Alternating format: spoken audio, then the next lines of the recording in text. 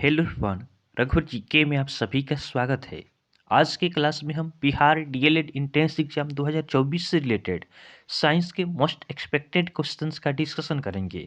साथ ही साथ एक एक क्वेश्चन से रिलेटेड जितने भी आपके इम्पोर्टेंट फैक्ट्स बन सकते हैं, इन सभी क्वेश्चंस का भी हम डिस्कशन करने वाले हैं।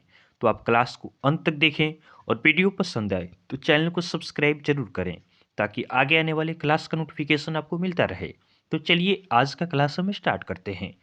ध्यान देंगे, हमारा फर्स्ट क्वेश्चन है श्रव्य तरंगों की आवृत्ति कितनी होती है। जो आपके श्रव्य तरंग होते हैं, श्रव्य तरंग किसे कहा जाता है? तो ऐसे तरंग जिसको हम आसानी से सुन सकते हैं। श्रव्य तरंग जो होते हैं इसे हम क्या कर सकते हैं? इसे हम आसानी से सुन सकते हैं।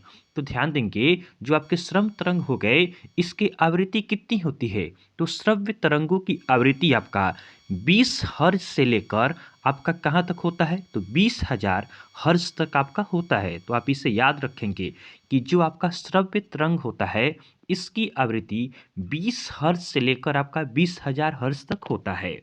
अगर हम बात करें 20 हर्ट्ज की, कि ऐसा आपका तरंग जिसकी आवृत्ति 20 हर्ट्ज से क्या हो? कम हो। 20 हर्ट्ज से आपका जो कम आवृत्ति वाले जो तरंग होते हैं इसे क्या कहा जाता है? तो इसे आपका कहा जाता है अवश्रव्य कहा जाता है। क्या कहा जाता है? तो इसे आपका कहा जाता है अवश्रव्य कहा जाता है, अर्थात इसे इंग्लिश में इंफ्रासोनिक कहा जाता है। क्या कहा जाता है? इसे कहा जाता है इंफ्रासोनिक आपका कहा जाता है। तो आप इसे भी ध्यान रखेंगे कि 20 हर्ट्ज से आपके जो कम आवृत्ति वाले तरंग होते हैं इसे आपका अवश्रव्य अर्थात इंफ्रासोनिक कहा जाता है। वही हम बात करें कि जो आपके 20,000 हर्ट्ज से जो आपके अधिक वाले आवृत्ति के तरंग होते हैं, इससे आपके अधिक के जो तरंग होते हैं इसे क्या कहा जाता है? तो 20,000 हर्ट्ज आवृत्ति वाले जो आपके तरंग होते हैं इसे कहा जाता है पराश्रव्य। क्या कहा जाता है? इसे आपका कहा जाता है पराश्रव्य कहा जाता है, अर्थात इंग्लिश में इसे अल्ट्रासोनिक कहा जाता है। क्या कहा जाता है? तो इसे आपका अल्ट्रासोनिक कहा जाता है। अब ध्यान देंगे, जो आपके चमगादड़ होते हैं ये आपके पराश्रव्य तरंगों का प्रयोग करते हैं। जो आपके चमगादड़ होते हैं, चमगादड़ की हम थोड़ा बात करते हैं। यहाँ से क्वेश्चन आपका बन सकता है। चमगादड़ जो होते हैं ये आपके पराश्रव्य जो तरंग होता है इसका प्रयोग करते हैं। और जो चमगादड़ होते हैं इन्हें आपका फ्लाइंग फॉक्स कहा जाता है। क्या कहा जाता है? तो इससे आपका फ्लाइंग फॉक्स कहा जाता है। चमगादड़ क्या है? चमगादड़ आपका उड़ने वाला एक स्तनधारी है। क्या है? ये आपका स्तनधारी है। तो इसे भी आप ध्यान रखेंगे। चमगादड़ क्या है? तो ये आपका स्तनधारी है। ये क्वेश्चन आपका काफ़ी इंपॉर्टेंट यहाँ से बन सकता है। और चमगादड़ किसका यूज करता है?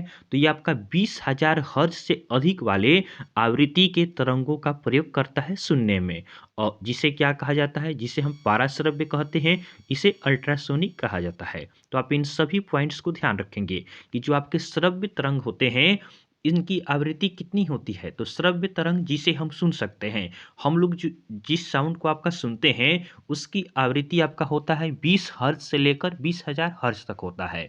20 हर्ट्ज से आपका कम की जो आवृत्ति होती है उस तरंग को अवश्रव्य कहा जाता है, और जिसका आपका आवृत्ति 20,000 हर्ट्ज से अधिक होता है इसे पराश्रव्य कहा जाता है। तो आप इन सभी पॉइंट्स को ध्यान रखेंगे। नेक्स्ट क्वेश्चन को देखते हैं। अगला प्रश्न है, वायु में ध्वनि की चाल होती है। हमें क्या बताना है? हमें बताना है कि वायु में आपका ध्वनि की चाल कितनी होती है। तो वायु में हम ध्वनि की चाल की बात करें तो यह आपका होता है 343 मीटर पर सेकेंड होता है। आप इस तरह याद रखेंगे। 343 याद रखने में क्या होगा? याद रखेंगे तो आप भूल भी सकते हैं, लेकिन आप ध्यान रखेंगे कि वायु में ध्वनि की चाल कितनी होती है। तो वायु में ध्वनि की चाल 343 आपका होता है। अब देखिए, अब हम बात करते हैं ध्वनि की। तो ध्वनि का सबसे अधिक चाल किसमें होता है? जो आपका ध्वनि होता है, अर्थात ध्वनि को क्या कहते हैं? साउंड कहते हैं।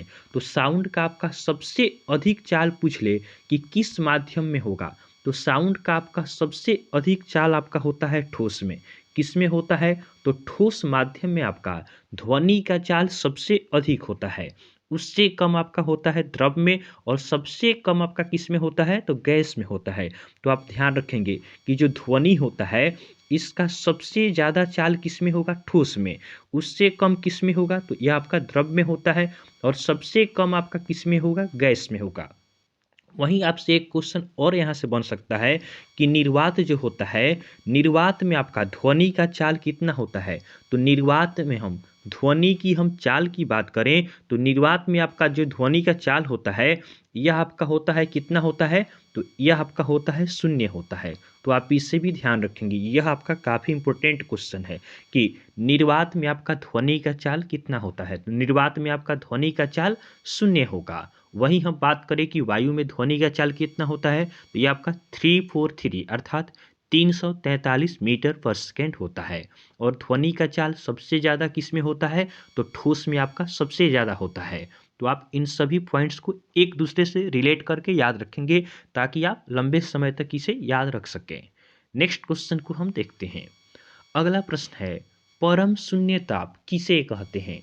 परम शून्य ताप किसे कहा जाता है? तो परम शून्य ताप यह आपका कहलाता है 0 केल्विन। किसे कहा जाता है? तो यह आपका कहा जाता है 0 केल्विन को आपका परम शून्य ताप कहा जाता है। इसे हम अगर सेल्सियस में लिखना चाहें तो यह आपका होता है -273.15 डिग्री सेल्सियस होता है। तो परम शून्य ताप किसे कहते हैं? तो परम शून्य ताप यह आपका कहा जाता है 0 केल्विन ताप को कहा जाता है, या इसे -273.15 डिग्री सेल्सियस भी कहा जाता है। परम शून्य ताप किसे कहा जाता है? यह क्वेश्चन आपका बन सकता है कि परम शून्य ताप किसे कहा जाता है? तो परम शून्य ताप वह ताप होता है कि इससे आपका न्यूनतम ताप संभव नहीं है। अर्थात परम शून्य ताप जो होता है इससे आपका कम ताप संभव नहीं है, इससे कम ताप आपका हो ही नहीं सकता है।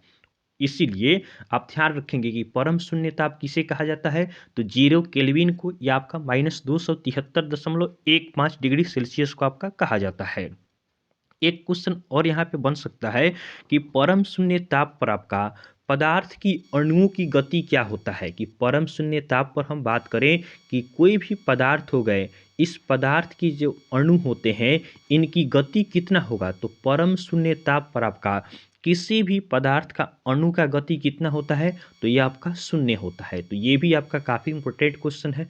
यहाँ से 2 क्वेश्चन आपका पूछा जा सकता है कि परम शून्य ताप कितना होता है? तो ऑप्शन में आपका 0 केल्विन देगा तो आप 0 केल्विन को आंसर मारेंगे। अगर आपका डिग्री सेल्सियस में देता है तो यह आपका हो जाएगा -273.15 डिग्री सेल्सियस होता है। परम शून्य ताप क्या होता है? तो परम शून्य ताप ऐसा न्यूनतम ताप होता है कि जी इससे कम आपका ताप संभव ही नहीं है।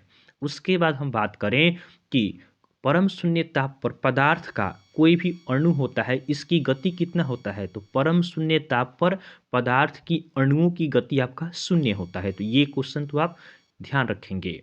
नेक्स्ट क्वेश्चन को देखते हैं। अगला प्रश्न हमारा है, द्रव्यमान संख्या किसके बराबर होता है? द्रव्यमान संख्या किसके बराबर होता है? तो द्रव्यमान संख्या को हम ए से डिनोट करते हैं। द्रव्यमान संख्या को किससे डिनोट किया जाता है? तो द्रव्यमान संख्या को आपका ए से डिनोट किया जाता है। द्रव्यमान संख्या किसके बराबर होता है? तो यह आपका न्यूट्रॉन प्लस प्रोटॉन की संख्या के बराबर होता है। द्रव्यमान आपका निकालना हो तो द्रव्यमान किसके बराबर होता है? तो यह आपका न्यूट्रॉन प्लस प्रोटॉन। न्यूट्रॉन और प्रोटॉन की आपका जो संख्या होता है इसको जोड़ने से हमें द्रव्यमान संख्या मिलता है। अब चलिए एक परमाणु को हम देखते हैं। जैसे मान लेते हैं यह आपका एक परमाणु हो गया और इसका यह आपका केंद्रक हो गया। यह क्या हो गया? यह आपका इस परमाणु का आपका केंद्रक हो गया। तो केंद्रक में आपके परमाणु के केंद्र में क्या क्या होते हैं? तो इसमें आपके न्यूट्रॉन होते हैं और आपका प्रोटॉन होता है। न्यूट्रॉन प्रोटॉन कहाँ पाए जाते हैं? तो परमाणु के आपके केंद्रक में पाए जाते हैं। जो आपका प्रोटॉन होता है, प्रोटॉन पे आपका पॉजिटिव चार्ज होता है। न्यूट्रॉन पे कौन सा चार्ज होता है? तो ये आपका चार्जलेस होता है। इस पे कोई भी आपका चार्ज नहीं होता है, अर्थात आवेशहीन होता है। इस पे कोई भी आपका न्यूट्रॉन पे चार्ज नहीं होता है, उदासीन होता है। क्या होता है? इसे आप हिंदी में लिखना चाहें तो आप लिख सकते हैं कि न्यूट्रॉन क्या होता है? न्यूट्रॉन आपका उदासीन होता है। और परमाणु के जो कक्ष हो गए, इस कक्षा पे आपका इलेक्ट्रॉन क्या करता है? इलेक्ट्रॉन आपका गति करते रहता है। तो इलेक्ट्रॉन इस पे गति करता है और इलेक्ट्रॉन पे कौन सा आवेश होता है? तो इलेक्ट्रॉन आपका ऋण आवेशित होता है। इलेक्ट्रॉन क्या होता है? तो यह आपका नेगेटिव होता है, तो आप इससे भी ध्यान रखेंगे। अब देखिए, अब हम बात करते हैं थोड़ा कि इलेक्ट्रॉन का खोज किसने किया, प्रोटॉन का खोज किसने किया और न्यूट्रॉन का खोज किसने किया। तो बात किया जाए कि इलेक्ट्रॉन का खोज किसने किया, तो यह आपका खोजा गया जे थॉमसन द्वारा। किसके द्वारा खोजा गया है, तो यह आपका जे थॉमसन द्वारा खोजा गया है। उसके बाद हम बात करें कि प्रोटॉन का खोज किसने किया, तो प्रोटॉन का खोज आपका गोल्ड स्टेन द्वारा किया गया। किसके द्वारा किया गया है, तो यह आपका किया गया है गोल्ड स्टेन द्वारा। उसके बाद बात करें कि न्यूट्रॉन का खोज किसने किया है, तो न्यूट्रॉन का खोज आपका चैडविक के द्वारा किया गया है, तो आप इससे भी ध्यान रखेंगे। इलेक्ट्रॉन का खोज आपका थॉमसन ने किया है, प्रोटॉन का खोज आपका गोल्ड स्टीन ने किया है और न्यूट्रॉन का खोज किसने किया है, चैडविक ने किया है। तो एक बार और इसको हम समझाते हैं। आपका द्रव्यमान संख्या किसके बराबर होता है, तो द्रव्यमान संख्या आपका जिसे ए से सूचित किया जाता है, यह आपका न्यूट्रॉन प्लस प्रोटॉन की संख्या के आपका बराबर होता है। उसके बाद हम एक परमाणु की बात करें, तो परमाणु के केंद्र में आपके न्यूट्रॉन होते हैं और आपके प्रोटॉन होते हैं। प्रोटॉन जो होता है इस पे आपका धनात्मक आवेश होता है, अर्थात पॉजिटिव चार्ज होता है। न्यूट्रॉन आपका जो होता है इस पे कोई भी चार्ज नहीं होता है, अर्थात जो आपका न्यूट्रॉन होता है आपका उदासीन होता है। और परमाणु का जो आपका कक्षा होता है इसमें आपके इलेक्ट्रॉन क्या करता है, इलेक्ट्रॉन आपका इसमें गति करते रहता है। और इलेक्ट्रॉन पे कौन सा चार्ज होता है, तो इलेक्ट्रॉन पे आपका नेगेटिव चार्ज होता है, अर्थात इलेक्ट्रॉन जो होता है इस पे आपके ऋणात्मक आवेश होते हैं, तो आप इससे भी ध्यान रखेंगे। और इलेक्ट्रॉन का खोज किसने किया, तो इलेक्ट्रॉन का खोज आपका थॉमसन द्वारा किया गया है। प्रोटॉन का खोज किसने किया है, तो गोल्डस्टीन ने किया है। और न्यूट्रॉन का खोज किसने किया है, तो ये आपका चैडविक द्वारा खोजा गया है। नेक्स्ट क्वेश्चन को देखते हैं। अगला प्रश्न हमारा है, ध्वनि ऊर्जा को विद्युत ऊर्जा में कौन परिवर्तित करता है। जो आपका ध्वनि ऊर्जा होता है इसे विद्युत ऊर्जा में कौन परिवर्तित करता है। तो हमें क्या चेंज करना है, देखिए ध्वनि को चेंज करना है विद्युत ऊर्जा में, तो इसके लिए किसका यूज़ करना पड़ेगा, तो इसके लिए यूज़ किया जाता है माइक्रोफोन का। किसका यूज़ होता है, तो इसके लिए यूज़ किया जाता है आपका माइक्रोफोन का। तो आप इसे ध्यान रखेंगे कि ध्वनि ऊर्जा को हम बोलते हैं तो किस में बोलते हैं। देखिए आप आसानी से इसको याद रख सकते हैं कि ध्वनि को आप किस में बोलते हैं, ध्वनि को विद्युत में बदलना है तो ध्वनि को हम माइक में बोलते हैं। हम आवाज़ किस में बोलते हैं, तो माइक में बोलते हैं। तो इससे आप याद रखेंगे कि माइक्रोफोन, ध्वनि ऊर्जा को विद्युत ऊर्जा में बदलना होगा तो माइक्रोफोन का यूज करेंगे। वहीं हम बात करें कि विद्युत ऊर्जा को अगर बदलना हो किस में, ध्वनि ऊर्जा में, तो विद्युत ऊर्जा को ध्वनि ऊर्जा में बदलने के लिए हम क्या करते हैं, किसका यूज करते हैं, तो विद्युत ऊर्जा को आपका ध्वनि ऊर्जा में बदलना रहता है तो हम प्रयोग करते हैं किसका, लाउड स्पीकर का आपका यूज करते हैं। तो आप इससे भी ध्यान रखेंगे। कोई भी क्वेश्चन आपसे पूछा जा सकता है कि ध्वनि को बदलना हो विद्युत में, तो ध्वनि को बदलना होता है साउंड को विद्युत में, तो हम क्या करते हैं, माइक का प्रयोग करते हैं। तो माइक में हम बोलते हैं तो माइक्रोफोन हो जाएगा। वहीं हम विद्युत ऊर्जा को चेंज करते हैं ध्वनि ऊर्जा में, तो इसके लिए किसका यूज करेंगे, तो इसके लिए हम यूज करते हैं लाउड स्पीकर का आपका यूज किया जाता है। इसके बाद आपका एक और क्वेश्चन बन सकता है कि विद्युत ऊर्जा को अगर हम चेंज करते हैं किस में, विद्युत ऊर्जा को चेंज करना हो किस में, आपका यांत्रिक ऊर्जा में, तो इसके लिए किसका यूज किया जाता है। यहाँ से देखिएगा एक क्वेश्चन आपके एग्जाम में देखने को जरूर मिलेगा। विद्युत ऊर्जा को चेंज करना हो किस में, यांत्रिक ऊर्जा में चेंज करना हो, तो इसके लिए किसका यूज करते हैं, तो इसके लिए हमें यूज करना होगा मोटर का। किसका यूज करना होगा, तो इसके लिए हमें यूज करना होगा मोटर का। मोटर का यूज करके हम क्या करते हैं, विद्युत ऊर्जा को यांत्रिक ऊर्जा में हम बदल देते हैं। वहीं बात करें कि अगर यांत्रिक ऊर्जा को हमें बदलना पड़े किस में, विद्युत ऊर्जा में आपका बदलना पड़े, यांत्रिक ऊर्जा को आपका बदलना पड़े किस में, इससे बदलना पड़े अगर हमें विद्युत ऊर्जा में, तो इसमें हम किसका यूज करते हैं, तो यांत्रिक ऊर्जा को विद्युत ऊर्जा में बदलने के लिए हम यूज करते हैं आपका जनरेटर का। किसका यूज करते हैं, तो हम यूज करते हैं आपका जनरेटर का यूज कर सकते हैं, या इसी को क्या कहा जाता है, हम डायनेमो कह सकते हैं।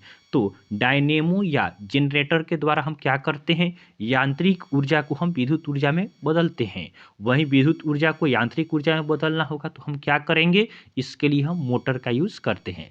तो इन सभी चारों क्वेश्चंस को ध्यान रखेंगे। यहाँ से एक क्वेश्चन आपका हर एक एग्जाम में पूछा जा सकता है। नेक्स्ट क्वेश्चन को हम देखते हैं। अगला प्रश्न हमारा है, पानी में तेल छिड़कने पर उसके पृष्ठ तनाव में क्या परिवर्तन होता है। पानी में अगर हम क्या करते हैं, तेल को छिड़क देते हैं, तो इसके पृष्ठ तनाव में क्या परिवर्तन होता है, यह हमें बताना है।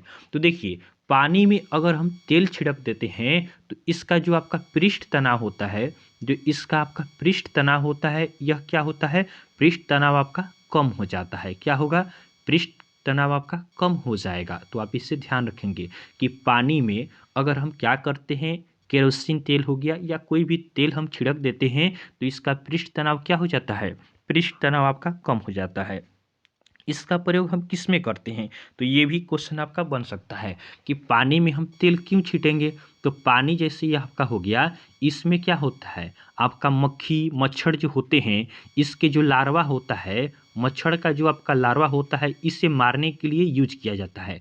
तो मच्छर का लार्वा मारना हो तो इसमें क्या किया जाता है, केरोसिन ऑयल डाल दिया जाता है, जिससे क्या होगा, यह लार्वा क्या होगा, इस पानी में डूब जाएगा और डूबकर इसका मर जाता है। तो आप इससे ध्यान रखेंगे कि पानी में तेल क्यों छिड़का जाता है, तो यह आपका पृष्ठ तनाव इससे कम हो जाता है, जिससे मच्छर के लार्वा क्या होते हैं, पानी में डूबकर मर जाते हैं।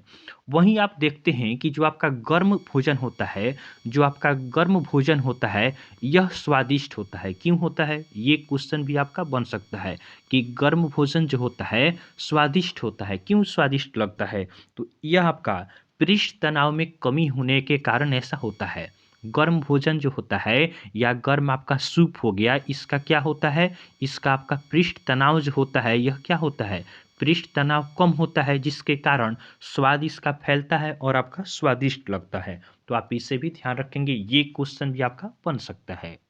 नेक्स्ट क्वेश्चन को हम देखते हैं। अगला प्रश्न हमारा है, ध्वनि किस प्रकार की तरंग है। ध्वनि आपका किस प्रकार की तरंग है, तो ध्वनि यह आपका किस प्रकार का तरंग है, तो यह आपका अनुदैर्ध्य तरंग है। किस प्रकार का तरंग है, तो ध्यान रखेंगे, जो आपका ध्वनि है यह आपका अनुदैर्ध्य तरंग है। इसे आप ध्यान रखेंगे। यहीं पे एक और क्वेश्चन बनता है कि प्रकाश किस प्रकार का तरंगदैर्ध्य है। प्रकाश आपका किस प्रकार का आपका तरंग है, तो प्रकाश की बात करें तो प्रकाश आपका अनुप्रस्थ तरंग है। किस प्रकार का है, तो यह आपका है अनुप्रस्थ तरंग है। तो आप इसे भी ध्यान रखेंगे। ध्वनि क्या है, तो ध्वनि आपका अनुदैर्ध्य तरंग होता है और प्रकाश क्या होता है, अनुप्रस्थ तरंग होता है। ध्वनि का सबसे अधिक चाल किस में होता है, तो ऊपर ही हमने देखा है ठोस में होता है। लेकिन प्रकाश का पूछ लिया आपका कि प्रकाश का अधिकतम चाल, प्रकाश का अधिकतम चाल किस में होगा, तो प्रकाश का अधिकतम चाल यह आपका निर्वात में होता है। कहाँ पे होता है, तो यह आपका निर्वात में प्रकाश का आपका सबसे अधिक चाल होता है। वहीं हमने ध्वनि में क्या देखा था कि ध्वनि का आपका निर्वात में चाल कितना होता है, तो निर्वात में ध्वनि का चाल आपका क्या होता है, शून्य होता है। ऊपर के क्वेश्चन में हमने ध्वनि से रिलेटेड सभी पॉइंट्स को देखा था। अब हम प्रकाश की बात करें कि प्रकाश का चाल अधिकतम आपका निर्वात में ही होगा। इससे ध्वनि से आपका अपोजिट उल्टा हो जाता है प्रकाश के बारे में। और निर्वात में बात करें प्रकाश की चाल आपका कितना होता है, तो निर्वात में प्रकाश की चाल यह आपका होता है 3 × 10⁸ मीटर पर सेकेंड होता है। तो आप इसे ध्यान रखेंगे कि प्रकाश क्या है, तो प्रकाश आपका अनुप्रस्थ तरंग है। प्रकाश का अधिकतम चाल आपका निर्वात में होता है, अर्थात वैक्यूम में होता है। कितना होता है, तो ये आपका 3 × 10⁸ मीटर पर सेकेंड होता है। वहीं हमने ध्वनि के बारे में देखा है कि ध्वनि किस प्रकार की तरंग है, तो ध्वनि आपका अनुदैर्ध्य तरंग है। ध्वनि का अधिकतम चाल किस में होता है, तो ध्वनि का सबसे ज़्यादा चाल आपका ठोस में होता है। और ध्वनि का निर्वात में चाल कितना होता है, तो यह आपका शून्य होता है। नेक्स्ट क्वेश्चन को देखते हैं। अगला प्रश्न है, पृथ्वी के गुरुत्वीय त्वरण का मान कितना है। पृथ्वी के गुरुत्वीय त्वरण की हम बात करें कि पृथ्वी के गुरुत्वीय त्वरण का आपका मान कितना है, तो पृथ्वी का जो आपका गुरुत्वीय त्वरण अर्थात जी है, इसका मान आपका है 9.8 मीटर पर सेकेंड स्क्वायर। कितना है, तो पृथ्वी के गुरुत्वीय त्वरण यह आपका है 9.8 मीटर पर सेकेंड है। अगर हम बात करें जी का मान का, तो जी का मान पृथ्वी की सतह से, जैसे यह आपका हो गया पृथ्वी का सतह हो गया, तो पृथ्वी की सतह से हम ऊपर जाएं या पृथ्वी की सतह से हम नीचे जाएं, कहीं पे जाएंगे तो जी का मान क्या होगा, जी का मान आपका हमेशा घटते रहता है। तो पृथ्वी पे आपका गुरुत्वीय त्वरण कितना होता है, तो 9.8 मीटर पर सेकेंड स्क्वायर होता है। इसे 10 भी मान लिया जाता है क्वेश्चन को सॉल्व करने में। लेकिन एक क्वेश्चन पूछ सकता है कि पृथ्वी से दूरी बढ़ने पर जी का मान पे क्या असर पड़ता है। तो पृथ्वी से आपका दूरी बढ़ेगा तो जी का मान क्या होगा, जी का मान आपका कम हो जाता है। तो आप इसे ध्यान रखेंगे। नेक्स्ट क्वेश्चन को देखते हैं। अगला प्रश्न हमारा है, नोबेल गैस आवर्त सारणी के किस वर्ग में उपस्थित है। जो आपका नोबेल गैस है यह आपका आवर्त सारणी के किस वर्ग में उपस्थित है। तो जितने भी आपके नोबेल गैस अर्थात अक्रिय जो गैस है ये आपके आवर्त सारणी के 18वीं वर्ग में उपस्थित है। किस वर्ग में उपस्थित है, तो ये आपके 18वीं वर्ग में आपके उपस्थित है। ध्यान देंगे, नोबेल गैस अर्थात जो अक्रिय गैस है ये आवर्त सारणी के किस वर्ग में उपस्थित है, तो ये आपके 18वीं वर्ग में आपका उपस्थित है। ध्यान देंगे, जो आपका आधुनिक आवर्त सारणी है, हम बात करते हैं थोड़ा आधुनिक आवर्त सारणी का। तो आधुनिक आवर्त सारणी में आपका कितना समूह है और कितना वर्ग है। तो आधुनिक आवर्त सारणी इसमें आपका याद रखेंगे कि 18 आपका समूह है, 18 समूह है और वर्ग की संख्या कितना है, और इसमें 7 आपका वर्ग है। तो आप इसे ध्यान रखेंगे। वहीं हम बात करें कि जो आपका आवर्त सारणी है यह किसके द्वारा दिया गया।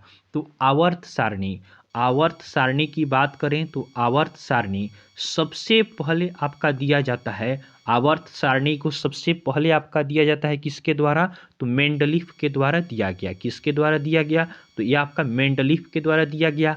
और मेंडलीफ के द्वारा दिए गए आवर्त सारणी यह किस पे आधारित था, तो यह आपका परमाणु द्रव्यमान पे आपका आधारित था। किस पे आधारित था, तो मेंडलीफ ने जो आपका आवर्त सारणी दिया यह आपका किस पे आधारित है, तो यह आपका परमाणु द्रव्यमान पे आपका आधारित है। उसके बाद आपका आधुनिक आवर्त सारणी किसके द्वारा दिया जाता है। तो आधुनिक आवर्त सारणी की बात करें तो आधुनिक आवर्त सारणी दिया जाता है किसके द्वारा, तो आधुनिक आवर्त सारणी दिया जाता है मोज़ले के द्वारा। किसके द्वारा दिया जाता है, तो यह आपका दिया जाता है मोज़ले के द्वारा दिया जाता है। और यह किस पे आधारित है, तो आधुनिक आवर्त सारणी आपका परमाणु क्रमांक पे आधारित है। किस पे आधारित है, तो यह आपका परमाणु क्रमांक पे आपका आधारित है। तो आवर्त सारणी से रिलेटेड इन सभी क्वेश्चंस को आप ध्यान रखेंगे कि जो आपके नोबेल गैस हैं वे आवर्त सारणी के किस वर्ग में स्थित हैं। तो नोबेल गैस अर्थात अक्रिय गैस ये आपके आवर्त सारणी के 18वीं वर्ग में स्थित है। आधुनिक आवर्त सारणी है, इसमें समूह की संख्या कितनी है, तो समूह आपका 18 है। वर्ग कितना है, तो वर्ग आपका 7 है। आवर्त सारणी सबसे पहले किसके द्वारा दिया गया, तो सर्वप्रथम आपका आवर्त सारणी मेंडलीफ द्वारा दिया जाता है जो आपका परमाणु द्रव्यमान पे आधारित होता है। आधुनिक आवर्त सारणी किसके द्वारा दिया गया, तो यह आपका मोज़ले द्वारा दिया जाता है जो आपका परमाणु क्रमांक पे आपका आधारित है। तो आप इन सभी क्वेश्चंस को ध्यान रखेंगे। नेक्स्ट क्वेश्चन की बात करते हैं। अगला प्रश्न हमारा है, भूकंप के समय कौन सी गैस मुक्त होती है। जो आपका भूकंप आता है इस समय कौन सी गैस आपका मुक्त होती है। तो भूकंप के समय आपका रेडॉन गैस मुक्त होता है। कौन सा गैस मुक्त होता है, तो यह गैस आपका है रेडॉन। भूकंप जब आता है तो इस समय आपका रेडॉन गैस आपका मुक्त होता है। यहाँ से दो क्वेश्चन आपके बन सकते हैं। जो आपका भूकंप है, भूकंप के अध्ययन को क्या कहा जाता है। भूकंप के अध्ययन को क्या कहा जाता है, और जो आपका भूकंप है इसका जो तीव्रता होता है, भूकंप का जो तीव्रता होता है इसे आपका किससे मापा जाता है। तो भूकंप की तीव्रता की हम बात करें और अध्ययन की बात करें तो भूकंप का अध्ययन क्या कहलाता है, तो भूकंप का अध्ययन आपका कहलाता है सिस्मोलॉजी।